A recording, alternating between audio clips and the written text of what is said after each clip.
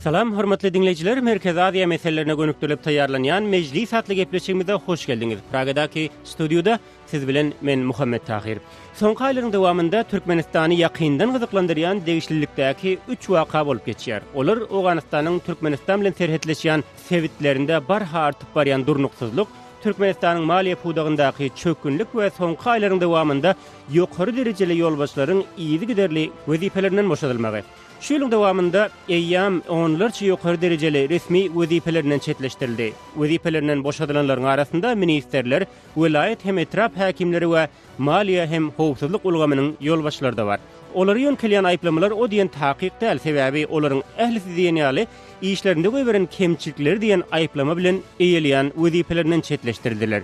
Gepim tömmegi Türkmenistan gaty düşnüksiz, kyn we görülbeşdirilmedik günleri baştan geçirýär.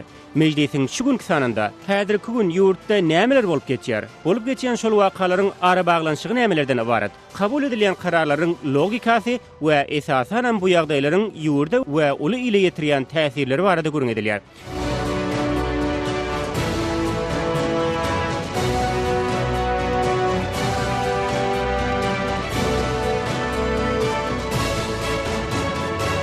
Mejlisiň bugünkü mihmanlary Dr. Lukan Cheschi, Glasgow Üniversitetiniň Merkez Aziya bölüminiň ýolbaşçysy, Ruslan Matiyev, Alternativ Türkmenistan News gullunyň ýolbaşçysy, Bruce Panier, Azat Ýewropa we Azatlyk radiosynyň Merkez Aziya barada habarlar çap edýän blogy Kışlak Awazynyň redaktory. Mihmanlar, mejlise hoş geldiňiz. Ruslan, ilki sizden başlaýly. Soňky döwür wezipelerinden boşadylan ýokary derejeli ýolbaşlardan has ünsi çekýänleri haýsylar? I have been following these dismissals and it's, as you said in the intro, it's very logical. Hawa soňky döwür ýokary derejeli ýolbaşçylaryň wezipelerinden boşadylmagy baradaky ýagdaýlar menem ýakyndan ýyzarlaýar. Ýurdun ykdysady hem häzirki gün ýüzüýüz bolup duran käbir beýleki kynçylyklary göz öňüne alnanna Prezident Berdimuhamedowdan şeýle çärelere garaşylýardy. And many other factors. Wezipelerinden çetleşdirilen ýolbaşlaryň arasynda howpsuzlyk we maliýe ministerleri ýaly ýokary derejeli ýolbaşlary bar. Olar hakda jikmejik maglumatyň barmy Ruslan? It's hard to answer. No, I don't actually recall very many names. Wezipelerinden çetleşdirilen adamlaryň atlary we sanlary barada menne takik maglumat ýok. Niýazyň döwrüne täze wezipe bellenen adamlaryň atlary we terjimehaly gazetlerde çap edilýärdi. Emma soňky döwür munyň ýaly tejribe goý bolsun edildi. Esasan etrap häkimleri we olaryň ornwasarlary hakda hiç tat çap edilmeýär. Degişli etraplarda adamlaryň uly bir bölegi etrap häkimleriniň atlary we olaryň ýytyarlyklary barada hiç tat bilmeýärler. In certain districts or certain regions. Perhaps it is the case for the governors. Bruce, wezipelerinden çetleşdirilen ýolbaşlar barada inçemegedek görüň edipdik. Hemem şu meselede sen bir makala hem çap edipdiň. Şol atlardan ýadynda galanlar haýsylar? Yeah, I mean, we had, if you go back to around February, I think that's when the really big guys started. Hawa, bu ýagdaýlar esasan şu ýylyň fevral aýyny prezident administrasiýasynyň ýolbaşçysy Taganyň wezipesinden boşadylmagy bilen başlapdy. Edil şol günleriň dowamyna daşary sewda gatnaşygy ministeriniň ornwasary we aprel aýyna bolsa ministriň özü hem wezipesinden çetleşdirilipdi. Bu ýagdaýlar prezidentiň howpsuzlyk gullugynyň ýolbaşçysynyň wezipesinden uzaklaşmagy bilen dowam etdi. Onun ýyly bilen terket gullugynyň ýolbaşçysy wezipesinden çetleşdirildi. Migrasiýa gullugynyň ýolbaşçysyna we gorunmak ministriniň ornwasaryna bolsa bir käňç ýylan edildi. Sanap geçenlerim diňe ýokary derejeli ýolbaşçylar. Elbetde has kiçirak wezipeleri eýleýän adamlardan ençemeskem wezipelerinden kowulýardy, olara käňç berildi. Olaryň sany barada takyk gurda aýtmak kyn. A lot of the lower, still high level officials, but lower level than that, governors, district heads, people like that have been dismissed this year too. So Dr. Lukas, siz häzirki döwür Türkmenistanda wezipelerinden boşadylan adamlar barada uly görümli hasabat taýýarlaýarsyňyz. Prezident Berdimuhammedowyň soňky döwür kadrlar çalyşygy barada beren kararlaryny nazarda tutbaýsaňyz, siziň ünsüňizde çeken zat näme boldy? Meselem ýolbaşçylar wezipelerinden çetleşdirilmezden ozal olaryň ýolbaşçylygy diýen idaralarynda haýsydyr kadaly bolmadyk ýagdaýlar gözüň diýildimi? My sense, because we can only talk of sense, we are actually exploring a context where there is not much information, because Meniň çaklamama göre diýärin. Sebäbi takyk maglumat bolmadyk ýagdaýda diňe çaklamamyda esaslanyp görüň edip bilýäris. Ruslanyň hem aýdyşýaly wezipelerinden boşadylan we olaryň ornuna täze wezipe bellenen adamlaryň öz geçmişi barada hiç helli maglumatymyz ýok. Biz olaryň kimdigini hem bilemizok. Olaryň adlaryny hem bilmezligimiz bolsa Türkmenistanda siýasatyň aşa şahsiýetleşdirilendigine şaýatlyk edýär.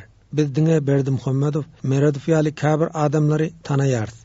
Şeýlelikde häzirki wagt ýurtda bolup geçýän bu ýagdaýlar elitanyň arasyndaky oňuşmazlyklary görkezýär. Edil şeýle ýagdaýlara Niýazowyň ýurtda ýolbaşçylyk eden ýyllarynyň soňky wagtlarynda hem şaýat bolupdyk. Berdimuhammedowyň özüni alyp barşy hem barha Niýazowa meňzäp başlady. Oňa Berdimuhammedowyň telewizionyda görkezilýän çykyşlaryndan hem göz ýetirse bolýar. Meselem, ol welaýatlara sapar edende 10-12 sany etrap häkimlerini bir fursatda boşadýar. Ençeme ministeriň bir ýygnakda boşadylandygyna hem şaýat boldyk. Şeýlelikde muňa nämäniň sebäp bolýandygyny diňe şol idaralara içkin fin edip olaryň nä derejede krizise çümendigi bilen göz ýetirse bolar. And making himself at the center of patronage network which are narrow and narrow. Wezipelerinden boşadylanlar dürli sektorlara öz içine alýar. Olaryň arasynda maliýe, howpsuzlyk, häkimlikler ýaly dürli idaralar bar. Elbetde kimiň näme sebäpden gowulýanlygyny göz ýetirmek gaty kyn diýdik. Şeýlelikde prezident haýsy pudaga has köpüns berýär. Oňa göz ýetirmek mümkinmi? So far it doesn't seem to be that he's looking at one or two particular. Mening pikirimçe ollyňy bir pudaga ýa bir regiona däl. Onuň gurrun edilýän kararlar ähli pudagy tutuş ýurdy öz için alýar. Doktor Luka bilen menim aralaşýaryn. Ýurdyň girdejisi barha adalýan häzirki pursatda şol serişdäniň bölünşi bilen bagly käbir ýagdaýlaryň ýüze çykan bolmagy hem mümkin. Şeýle-de siz ýurdyň ykdysady pudagynyň gözgüýni ýagdaýyna ünsjekdiňiz. Elbetde, bu ykdysad çökünlüğüň günäsi kimdir biriniň boýuna ýüklenmeli. Belki de bu kadr salçygynyň bir sebäbi hem şunda bolmaly. Emma hakykatyň hatyrasyny aýtsak, şol resmileriň aglabasyndan, höttesinden gelip bolmajak işler talap edildi. Amala asyrylmak talap edilýän şol işleri etmek üçin ne olaryň ýeterlik maliýe serişdesi bar, ne de ýeterlik enzamlary bar. Emma prezident üçin bu ýagdaýlar kabul ederlik däl. Oldyňy eden talabynyň berza edilip edilmänligi bilen gyzyklanýar. Şol wagtyň özünde de Berdimuhammedow şol kararlaryny beýleki ýolbaşçylaryň gözüni gorkuzmak üçin ulanýar. Netijede ýolbaşçylar ukyby has pes bolan adamlar bilen çalşylýar we ol tutuş ýurda öz täsirini ýetirýär. Less confident people into place, and it's going to be this horrible cycle where it's just going to spiral downward.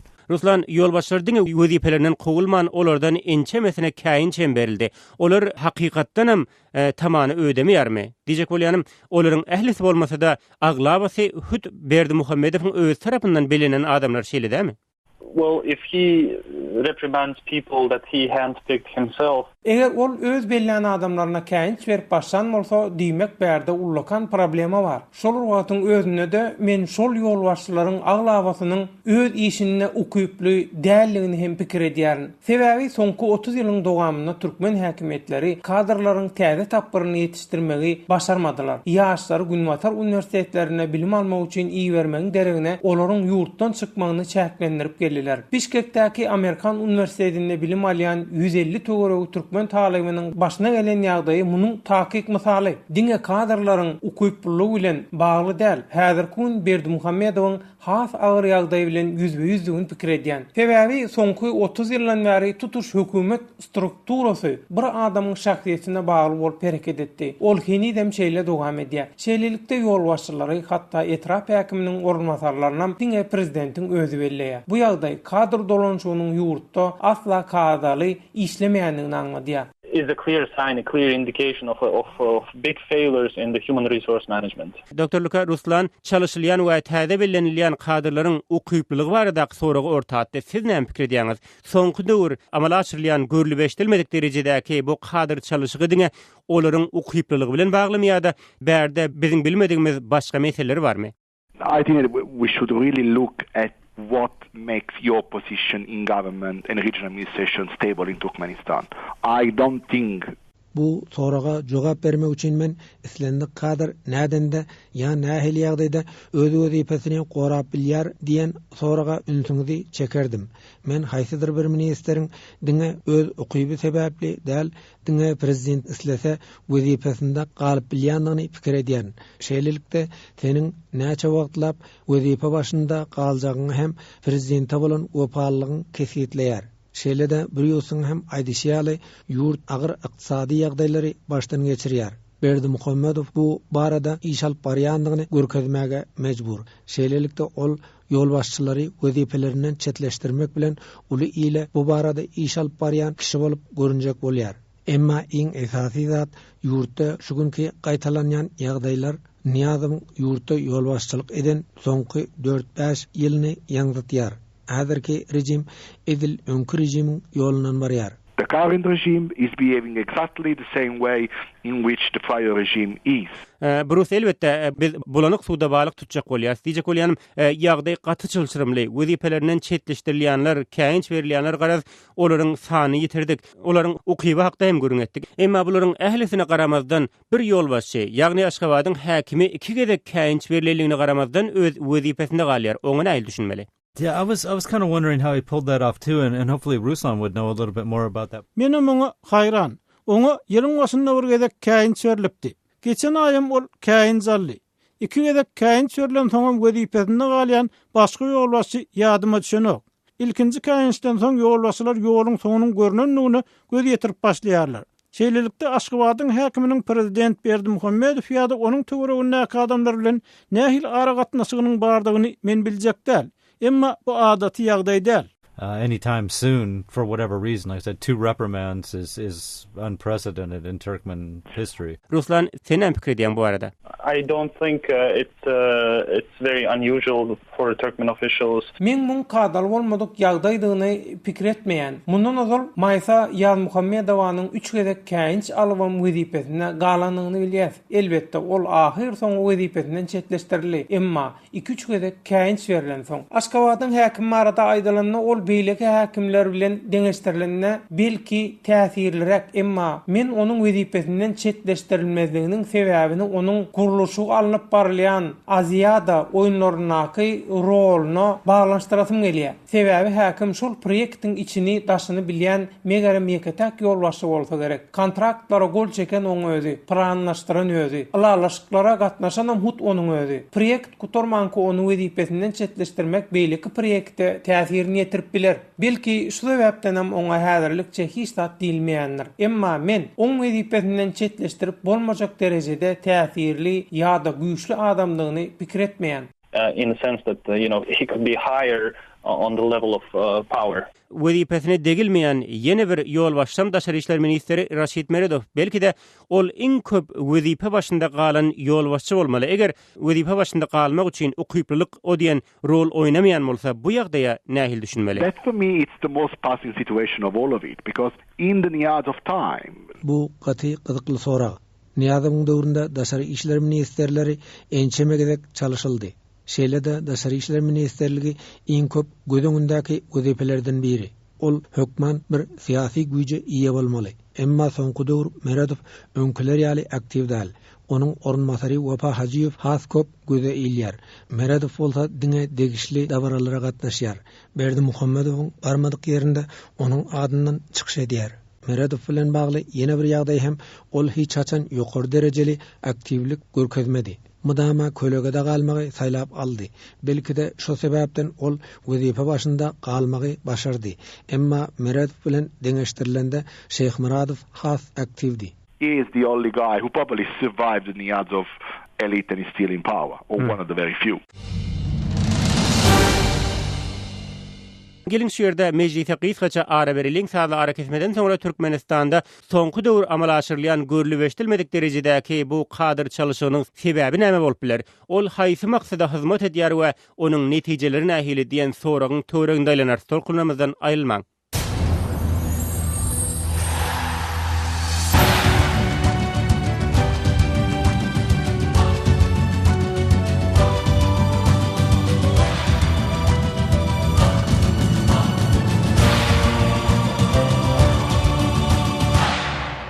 Hormatly mehmanlar, gepleşigimize gaýtadan hoş geldiňiz. Merkez Aziýa meselelerine bagşlanyp taýýarlanýan mejlis satly gepleşigimiziň bugünkü sanyny biz Türkmenistanda soňky dowr amala aşyrylýan kadyr çalyşygy, onuň sebäpleri barada gürün etýäris.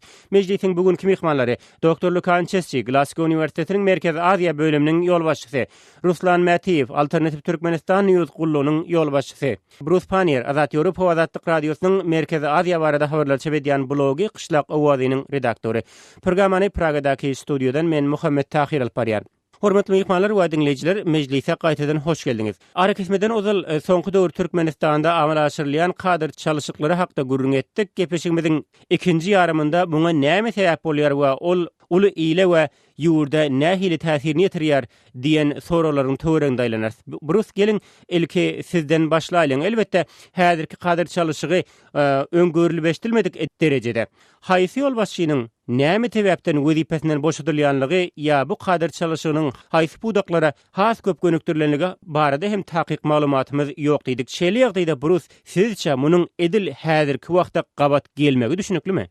In some cases, I think there was some justification for some of the dismissals. Käbir ýagdaýlarda prezidentiň öz kararlaryny belli bir derejede delillendirýändigini görse bolýar.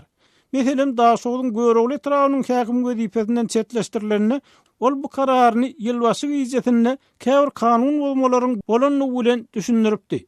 Şol wakada howpsuzlyk güýçleri bilen yerli ýaşaýjylaryň arasynda çaknaşyk bolup ýagdaýy kontrol etmek üçin goşmaçy howpsuzlyk güýçleriniň talap edilenini gaýdyrypdy. Elbetde Türkmen hökümeti munyň ýaly wakalaryň bolmagyny asla çydam edip bilmeýär. Daşary ykdysady aragatnaşyk ministriniň boşadylmagy baradaky ýagdaýa göz aýlasak, Berdimuhammedow pudokda para horlugy ýol berenligini aýdyp çykyş edipdi. Elbetde korrupsiýa ýurtda aşa ýaýran. Şonuň üçin bu aýplama esasyny islenlik resmini wezipesinden boşadyp bolar. Häkimler esasan etrap häkimleri barada aýdylanyny ol gaty düşnüksiz. Ýakynda Daşowda amala aşyrylan häkimler çalyşygyny olardan käbirleri sanagan tennalaryny aýyrmanlyklar üçin wezipelerinden boşadyldylar. Käbirlerin prezident tarapyndan berilen tawsyrlyklaryň berja edilmänligi üçin elip wezipelerinden çetleşdirildi. Emma hakykatda olara berilen tawsyrlyklaryň käbirleri häkimleriň höttesinden gelip biljek işler däl. Şeýlelikde ençeme häkimiň bir wagtda wezipesinden çetleşdirilmegi Berdimuhammedowyň yerli ýolbaşçylara garşy alyp barýan kampaniýasy bolaýmasy diýdirýär.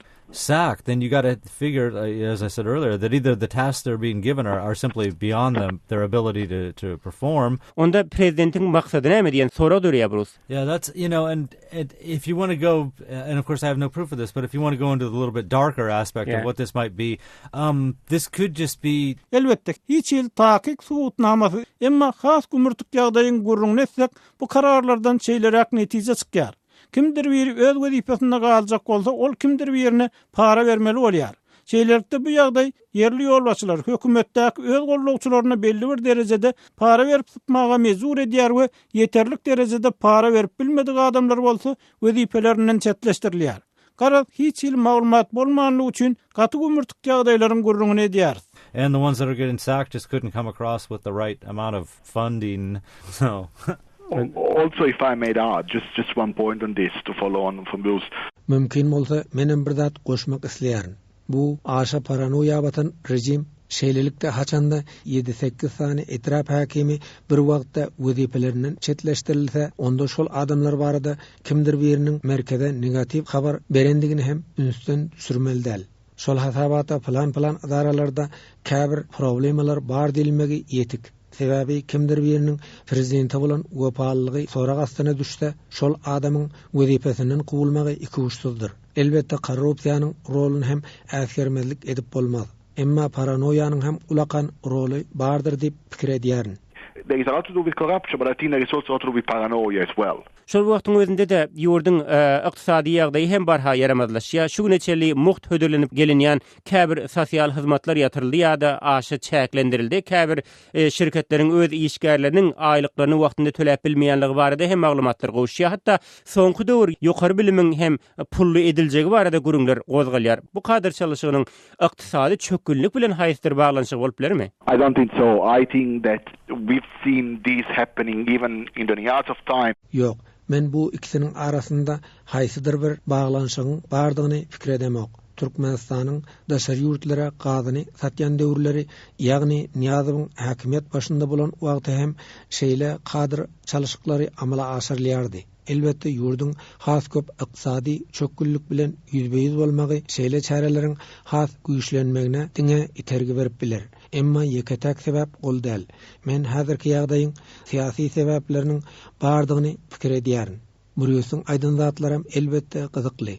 Emma men şol ýolbaşçylaryň wezipelerinden gowulmagynyň sebäbini has köp hökümetiň kadrlary çalışyp durmak isleg bilen baglanşdyrýaryn. Gyzykly sorag. Häzirki wagt wezipelerinden gowulan adamlar gaýtadan resmi wezipe bellenýärmi ýa belenenok? Öňümüzdäki günlerde şu ýagdaýa dikkat etmelimi diýärin. Elbette wezipe bellenen täze ýolbaşçy hakda maglumat berilmese bu ýagdaýda göz ýetirmek kyn bolar.